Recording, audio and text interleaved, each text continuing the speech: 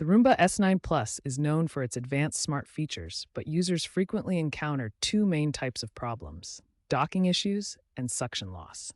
The Roomba S9 Plus features a self-emptying clean base and smart mapping technology.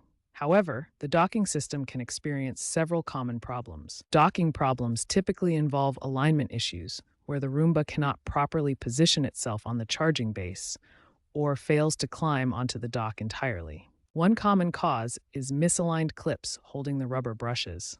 When these clips aren't flush, they prevent the Roomba from docking properly. Suction loss is another frequent problem.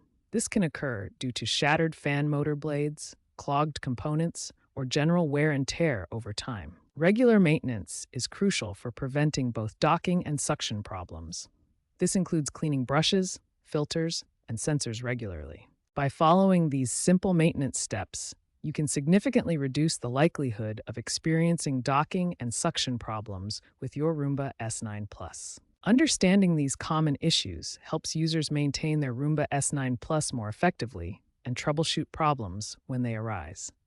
The Roomba S9 Plus uses specific methods to communicate when something goes wrong. Understanding these error signals and connectivity problems can help you quickly resolve issues. When your Roomba encounters a problem, it communicates through two main methods: voice commands that tell you what's wrong, and a red light ring that visually indicates an error state.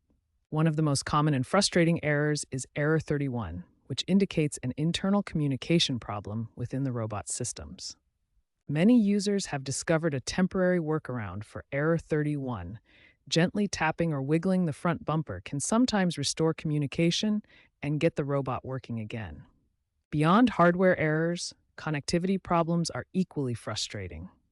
Users frequently report their Roomba not responding to the mobile app or getting stuck on a connecting status. In extreme cases, some users report what they call haunted Roomba behavior.